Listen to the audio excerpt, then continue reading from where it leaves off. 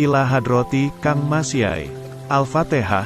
Wali Paidi berdoa di samping makam seorang sesepuh yang bisa juga disebut sebagai kiai tapi lebih ketara seperti seorang kejawen. Ngomongnya ceplas-ceplos tanpa tendeng aling-aling.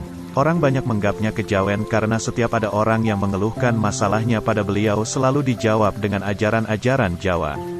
Bahkan sesepuh ini pernah bilang kepada Wali Paidi kalau dia tahu setiap permasalahan orang yang datang kepadanya dengan hanya melihat hari dan pasarannya. Kalau ada orang datang di hari Rabu Pahing, di waktu sekian, maka permasalahannya ini, melihat hari, pasaran dan jam itu sebagai petunjuk awal beliau.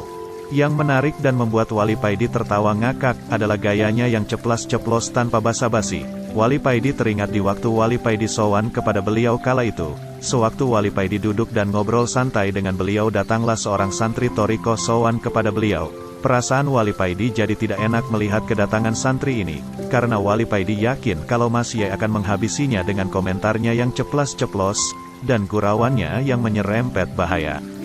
"Ada apa?" tanya Mas Yai. "Begini Mbah, saya mohon petunjuk, bagaimana cara menjadi salik yang baik, sehingga cepat mencapai jalan menuju Allah dan marifat kepadanya," kata santri Toriko. Toriko itu kacangan, ledek Mas Yai.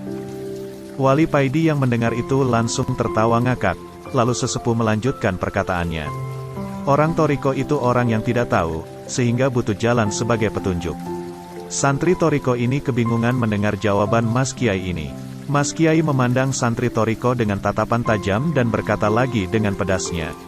"Opo matamu picek? Gusti Allah itu lebih dekat dari urat nadimu, sudah dekat sekali kepadamu. Terus mengapa kamu malah ngalor ngidul menyusuri jalan, berjalan ke sana kemari mencari Allah, ya tambah jauh jadinya. Maka dari itu saya minta petunjuk pada Simbah, supaya hati saya bisa hudur ilallah," kata santri dengan agak takut. "Terus kalau kamu bisa hudur kepada Allah, bisa menghadap Allah, kamu mau bilang apa kepada Allah?" "Mau sambat, pingin sugih, pingin tamumu banyak," kata Mas Kiai. Santri ini hanya garuk-garuk kepala semakin kebingungan. Wali Paidi mulai tadi hanya bisa tertawa melihat itu semua. "Lihatlah dia," kata sesepuh kepada santri sambil menunjuk Wali Paidi. "Dia itu orang Toriko seperti kamu, diangkat jadi wali bukan karena Torikonya, tapi karena mengganti gurunya yang sudah mati." "Wali apa itu?" "Wali kacangan, ecek-ecek, gak bahaya belas." Wali Paidi tertawa terpingkal-pingkal mendengar ledekan Mas Kiai kepadanya. Dengan masih tertawa Wali Paidi berkata mencoba membalas kepada Mas Kiai, "Lumayan Mbah, daripada sampeyan dari dulu jadi kiai sampai tua pun gak jadi wali." Mas Kiai ganti yang tertawa mendengar sindiran Wali Paidi.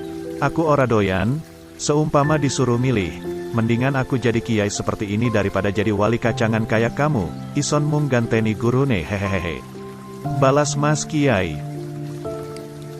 "Kan tetap aja wali," kata Wali Paidi sambil menari-nari di hadapan Mas Kiai. Santri yang melihat kelakuan Mas Kiai dan Wali Paidi ini jadi gak karuan perasaannya, bingung bercampur pingin tertawa. Tugas para wali kan menjaga masyarakat, membimbing masyarakat, gampangannya melayani masyarakat.